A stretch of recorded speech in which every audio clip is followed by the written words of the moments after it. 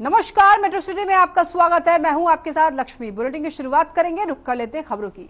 गुरुग्राम में हर खबर की खबर का असर देखने को मिला है। दरअसल गुरुग्राम सोना एलिवेटेड फ्लाईओवर पर एंट्री और एग्जिट पॉइंट न होने के चलते 11 जुलाई को ट्रायल रन के दौरान वाहन चालकों को फ्लाईओवर पर भारी परेशानी झेलनी पड़ी थी। हर खबर ने इस खबर को प्रमुखता से दिखाया था, जिसके बाद ट्रैफिक पुलिस और जिला प्रशासन ने इसको लेकर NHAI के अधिकारियों को अवगत करवाकर एंट्री और एग्जिट पॉइंट बनाने के आदेश जारी किए थे।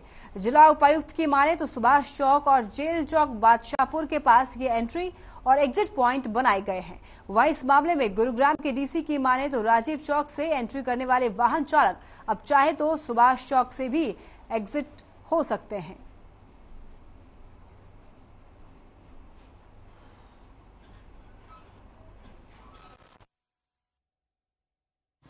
गांव सोना जो एलिवेटेड हाईवे बना है उसमें कुछ बातें आई थी कि एंट्री एग्जिट्स का अभाव था। तो एक तो हमने 2 एंट्री और 2 एग्जिट्स नेशनल हाईवे से और वो चालू भी लगभग कर दिए गए हैं। इससे लोगों को सहूलियत मिली है। इसके अलावा साइनेजेस ना होने की वजह से लोग रोंग साइड आना शुरू कर दिया था लोगों ने, तो प्रॉपर साइनेजेस भी लगा दिए गए हैं ताकि लोगों को जानकारी रहे कि ऊपर के रास्ते से कौन लोग जा सकते हैं। खून का बदला खून। जी हां, गुरुग्राम में दोस्त की हत्या का बदला लेने के लिए शहर के अलग अलग इलाकों में घूम रहे 3 बदमाशों को CIA की टीम ने आरोपियों को हथियार सहित गिरफ्तार कर लिया है। क्या है पूरा मामला, देखिए इस रिपोर्ट में।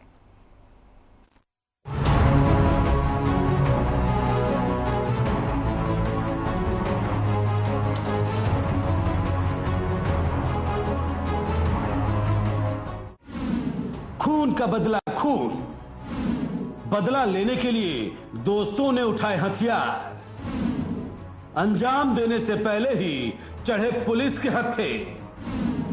CIA की टीम ने तीनों को किया गिरफ्तार। मां कसम, बदला लूंगा, ये एक फिल्म का नाम है जो कि हम सबने सुना ही है, लेकिन कुछ लोगों ने इसे साबित करने के लिए सच में कसम ही खा ली। दरअसल दोस्त की हत्या का ऐसा सदमा लगा कि 3 युवकों ने बदला लेने के लिए हथियार उठा लिए। तीनों वारदात को अंजाम दे पाते इससे पहले ही पुलिस के हत्थे चढ़ गए। जी हां, आपकी टीवी स्क्रीन पर पुलिस की गिरफ्त में खड़े कार्तिक, अंकित पुजारा और रोहित चावला को गुरुग्राम पुलिस ने हथियारों सहित गिरफ्तार कर लिया है। ये हमारी क्राइम ब्रांच सिकंदरपुर ने 3 अलग अलग जगह से 3 शख्स को गिरफ्तार किया है, जिनके नाम कार्तिक, अंकित पुजारा और मोहित चावला हैं। ये प्रीवियस भी क्रिमिनल हिस्ट्री इनकी रही है। इनसे अलग अलग वेपन बरामद हुए हैं, जिन पे आर्म्स एक्ट के तहत हमने केस रजिस्टर करके और इनसे पूछताछ की गई। दरअसल साल 2020 में सेक्टर 9 थाना इलाके में राहुल नाम के युवक की हत्या कर दी गई थी, जो कि इन तीनों बदमाशों का दोस्त था। इस मामले में 6 आरोपी गिरफ्तार भी हो गए थे। बात करें इन तीनों आरोपियों की तो इन तीनों पर भी हत्या का मामला दर्ज है। ये सभी आरोपी जमानत पर जेल से बाहर आए तो इन तीनों बदमाशों ने अपने दोस्त की हत्या का बदला लेने के लिए प्लानिंग करना शुरू कर दिया। इन तीनों बदमाशों को आरोपी सन्नी पर शक था कि उसी ने इनके दोस्त की हत्या की है। दौरान पूछताछ इन्होंने बतलाया कि 2020 में एक इनके दोस्त का मर्डर हुआ था, राहुल नाम के व्यक्ति का, जो सेक्टर 9A में उसकी FIR दर्ज हुई थी। तो उसके जो एक्यूज थे वो अब बेल पे आ चुके हैं। तो उनमें एक जो मेन एक्यूज था, जो इनको मानना है इनका कि सन्नी जो था, उसका अहम रोल था इनके दोस्त का मर्डर करने में। तो अब इन्होंने ये वेपन उसके मर्डर करने के लिए प्रिक्योर किए थे और उसकी तैयारी में थे कि ये वारदात कर पाते, उससे पहले हमारी टीम ने इनको गिरफ्तार कर लिया।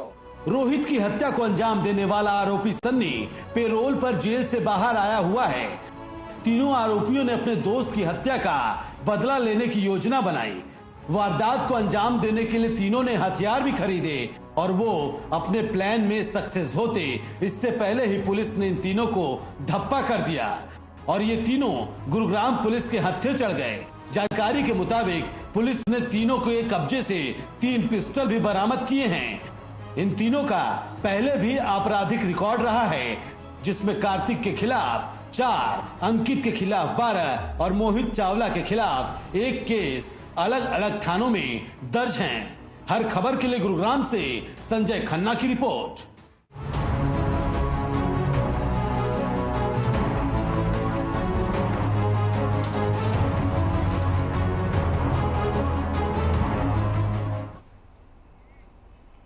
भारत डिजिटल दिशा में लगातार आगे बढ़ रहा है। यहाँ तमाम चीजें मोबाइल और आधार कार्ड से लिंक कर दी गई हैं। यहां तक कि प्रधानमंत्री गरीब कल्याण अन्न योजना के तहत दिया जा रहा है अनाज भी डिजिटल प्रणाली के तहत ही बायोमेट्रिक और आधार कार्ड से लिंक है। इस वितरण प्रणाली का अध्ययन करने के लिए एक विदेशी डेलीगेशन दिल्ली के एक एनजीओ के तहत भारत पहुंचा और उन्होंने गुरुग्राम के खांडसा रोड पर एक राशन डिपो का निरीक्षण किया।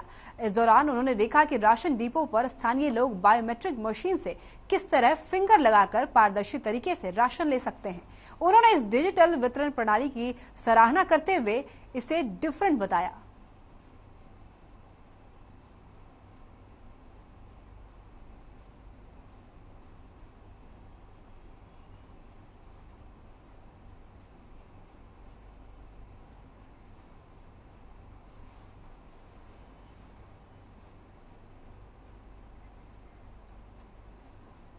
डिजिटलाइजेशन की तरफ बढ़ रहा है भारत। आपको बता दें कि हर तरफ डिजिटलाइजेशन जो है जोरों शोरों से, हर तरफ अब राशन लेने के लिए भी फिंगरप्रिंट के जरिए हर कोई अपना राशन ले सकता है। इसे काफी लोगों ने सराहा भी है। अब हर कुछ आधार कार्ड से लिंक किए जा रहे हैं। विदेशों में भी ऐसा डिजिटलाइजेशन होगा। डिजिटलाइजेशन की ओर भारत अग्रसर है। विदेशी डेलीगेशन भारत पहुंचा। विदेश में भी ऐसा डिजिटलाइजेशन होगा।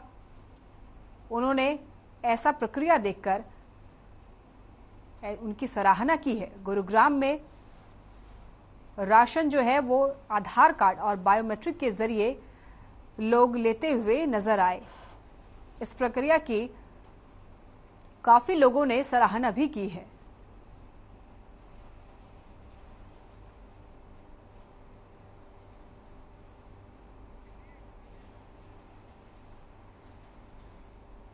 भारत डिजिटलाइजेशन की तरफ काफी ज्यादा बढ़ रहा है। हर तरफ डिजिटलाइजेशन हो रहा है।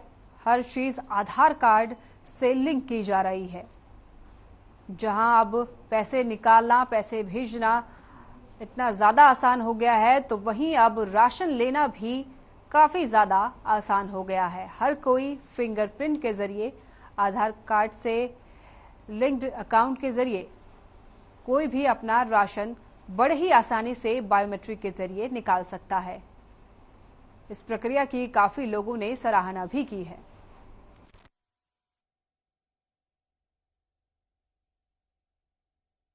तो अभी हम आज यहाँ आए हैं। हमारे साथ ये प्रोफेसर कासन मेपल आए हैं एलन ट्यूरिंग इंस्टीट्यूट से। तो हम यहाँ फेयर प्राइस शॉप देखने आए हैं कि भारत में जो डिजिटल इंफ्रास्ट्रक्चर है ये गरीबों की सेवा में कैसे यूज़ किया जाता है। जैसे अभी मैं इनको समझा रहा था कि जैसे आधार कार्ड है वो बताता है कि आप ही हैं, और जो फेयर प्राइस शॉप का डेटाबेस है वो बताता है कि आपकी इनकम आपको एलिजिबल करती है कि आप सस्ते रेट पे गेहूं ले लीजिए या चीनी ले लीजिए। ये डेलीगेशन आया था दिल्ली से, किसी के दिल्ली एक एनजीओ है उसके मार्फत आया था। वो देखने चाह रहे थे कि सार्वजनिक वितरण प्रणाली जो देश में आज चल रही है उसको देखने के लिए आए थे, जो आधार से लिंक है और जो बायोमेट्रिक राशन वितरण होता है उसमें जो लीकेज बिल्कुल ख़त्म कर दी है मोदी जी ने। प्रधानमंत्री मोदी जी ने जो सार्वजनिक वितरण प्रणाली को यहाँ देश में लागू किया है, one nation one ration card के तहत। फरीदाबाद के सूरजकुंड में आयोजित किए जा रहे बीजेपी के 3 दिवसीय प्रशिक्षण शिविर में आज दूसरे दिन देर शाम 7 सत्र आयोजित किए जा रहे हैं। सभी सत्रों के लिए अलग अलग विषय तय किए गए, जिनमें मुख्य रूप से आत्मनिर्भर भारत, भाजपा शासन के 8 साल में लोगों के जीवन में आया बदलाव, अमृतकाल की तैयारी, घर घर राष्ट्रीय ध्वज फहराना विषय मुख्य रूप से रहे। आपको बता दें कि शिविर में पहुंचे केंद्रीय राज्य मंत्री कृष्णपाल गुर्जर, स्वास्थ्य मंत्री अनिल विज, प्रदेश अध्यक्ष ओपी धनखड़ और विधायक नरेंद्र गुप्ता ने आज शिविर में रखे गए विषयों पर जानकारी दी।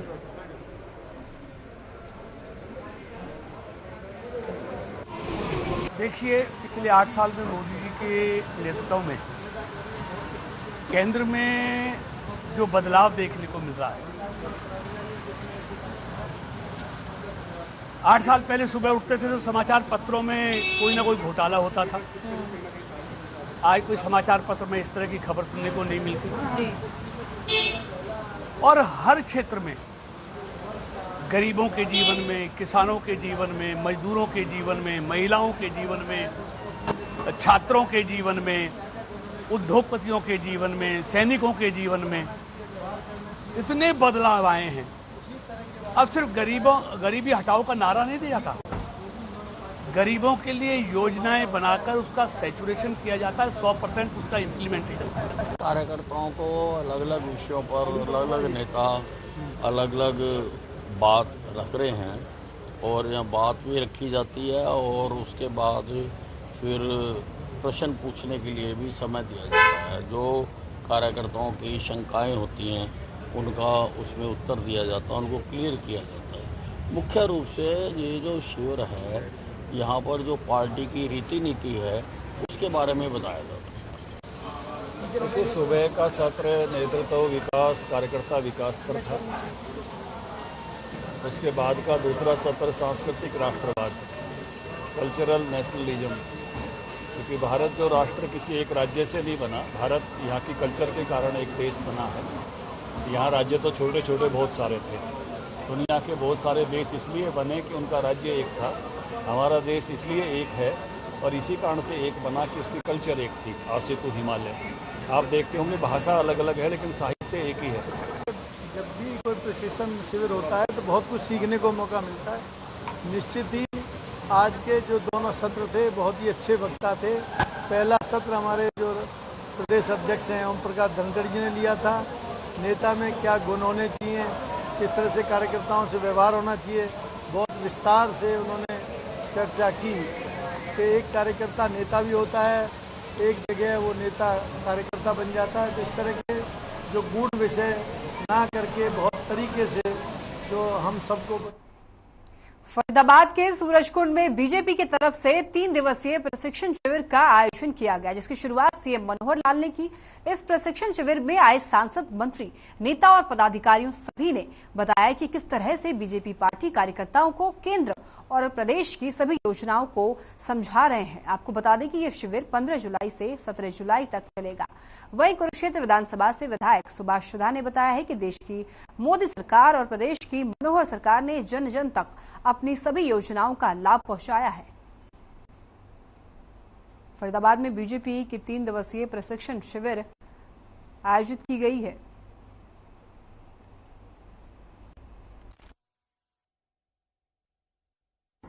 देखिए, क्योंकि ये भारतीय जनता पार्टी में जो प्रशिक्षण शिविर है, ये एक इसका कार्य का अलग एक भाग है, क्योंकि नियमित रूप से प्रशिक्षण शिविर चलते रहते हैं। प्रदेश स्तर के ऊपर, राष्ट्र स्तर के ऊपर होता है, प्रदेश स्तर पे होता है, उसके बाद जिला स्तर के ऊपर भी होता है, मंडल स्तर के ऊपर भी होता है। कार्यकर्ताओं को प्रशिक्षित करना, प्रशिक्षण करना, ये एक कार्य की भारतीय जनता पार्टी का उसका एक अलग विषय भाग है। और उसी निमित्त ही ये प्रशिक्षण शिविर आज 3 दिवसीय सूरजकुंड के अंदर भारतीय जनता पार्टी का हो रहा है। इसमें अलग अलग हमारे उच्च अधिकारी आते हैं और अलग अलग विषय के ऊपर बात रखते हैं, जिससे कि सभी जो हमारे नेता हैं, जो हमारे कार्यकर्ता हैं, सीनियर लोग हैं, उन सबको इसका लाभ मिलता है। यहाँ बड़े से बड़ा हमारा कोई भी अगर पोस्ट पे है या पद पे है, जैसे मुख्यमंत्री हमारे जो माननीय मनोहर लाल जी हैं, वो भी एक आम कार्यकर्ता की तरह इसकी परीक्षण शिविर को अटेंड किया। और इसमें हमारे 3 अभी तक सेशन हो चुके हैं, 2 सेशन अभी और होंगे। और इसमें हमारे को बताया गया कि पार्टी की योजनाएं, हमारी जो सरकार 8 साल रही, उसमें क्या क्या नई नई योजनाएं हमारे लोगों के लिए, हमारे जनता के लिए बनाई और उनके लिए के ऊपर बात हुई। और अंत्योदय जो आखिरी पंक्ति में हमारा जो भी आदमी खड़ा है, उसके लिए जो भी सुविधा हो वो सारी उसको मिले और बहुत सारी बातों पे चर्चा हुई। और प्रशिक्षण शिविर के अंदर एक हमारे जो कार्यकर्ता है, हमारे जो विधायक है, हमारे एमपी, उनका मनोबल बढ़ाने के लिए किस प्रकार की ट्रेनिंग दी जाती है कि समाज के अंदर किस प्रकार से हम लोगों ने वे ऑफ टॉकिंग करनी है, बिहेव करना है, इस बारे में बहुत बढ़िया बातें होती है। उसके साथ साथ जो हमारी योजनाएं हैं अंतिम आदमी तक किस प्रकार से पहुंच सकें, ऐसी योजनाओं के बारे में प्रशिक्षण शिविर होते हैं। तो इसके लिए मैं चाहूँगा, इससे बहुत हमें प्रेरणा मिलती है। और मैं तो ये सर्वप्रथम नहीं सकता हूँ कि इंसान डेली सीखता है अपने जीवन के अंदर जब तक उसकी उम्र रहती है। इन प्रशिक्षण शिविर के माध्यम से भारतीय जनता पार्टी के जो कार्यकर्ता है, पार्टी के एमएलए, एमपी बहुत चीजें सीख के जाएंगे। बस जब कोर्ट ने कह दिया तो हमारा कहने को कुछ बचा ही नहीं। गांव सासरौली में अज्ञात वाहन से टक्कर लगने से एक शख्स की मौत हो गई। पुलिस ने सूचना के आधार पर शव को कब्जे में लिया और पोस्टमार्टम के लिए झज्जर के सरकारी अस्पताल में भिजवा दिया। आपको बता दें कि पुलिस के अनुसार दयाचंद नाम का व्यक्ति सासरौली गांव के पास एक होटल में काम करता था, जिसका शव सड़क पर पड़ा हुआ मिला। शव को पोस्टमार्टम के लिए भेजकर पुलिस मामले की जांच में जुटी।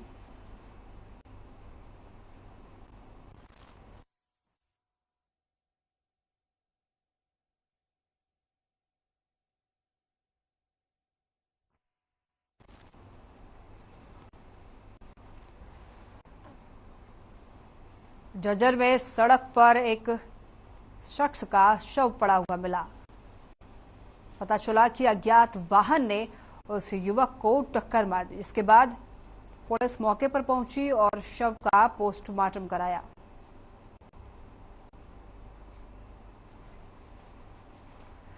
झज्जर में सड़क पर एक अज्ञात वाहन ने एक युवक को टक्कर मार दी, जिसके बाद उस युवक की मृत्यु हो गई। मिली सूचना के आधार पर पुलिस मौके पर पहुंची और लोगों से पूछताछ की, जिसके बाद उस शव का पोस्टमार्टम कराया गया। जिसके बाद पुलिस आगे की कार्रवाई में जुट गई। साथ ही इस पूरे मामले की जांच में भी पुलिस ने लोगों से पूछताछ की और जांच पड़ताल में पुलिस जुट गई।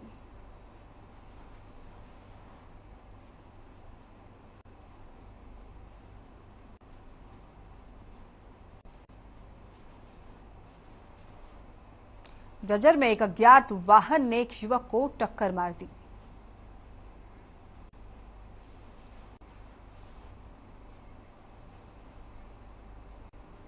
सोनीपत के गांव बड़वासनी में दिल्ली ब्रांच नहर के ओवरफ्लो होने से गांव के घाट की दीवार गिर गई। दिल्ली में बढ़ती हुई पानी की डिमांड के चलते 1280 क्यूबिक पानी छोड़ने से गांव में खतरे की स्थिति बढ़ गई है और ग्रामीणों ने रोष व्यक्त करते हुए अधिकारियों को कई बार अवगत कराया है, लेकिन अधिकारी कोई ध्यान नहीं दे रहे हैं। वहीं मौके पर पहुंचे सिंचाई विभाग के जेई ने बताया कि 1280 क्यूबिक पानी को हटाकर 1180 क्यूबिक पानी कर दिया गया है। सोनीपत में नहर का पानी ओवरफ्लो हो गया है। नहर के आसपास के गांव में पानी के ओवरफ्लो होने से खतरा काफी ज्यादा बढ़ गया है। अधिकारियों पर लापरवाही के आरोप लगाए हैं। नहर का पानी ओवरफ्लो हो गया, जिस वजह से काफी ज्यादा लोगों को समस्याओं का सामना करना पड़ रहा है। पानी के ओवरफ्लो हो जाने से काफी दिक्कतें बढ़ गई हैं, जिसके कारण अधिकारियों पर लापरवाही का आरोप लगाया है।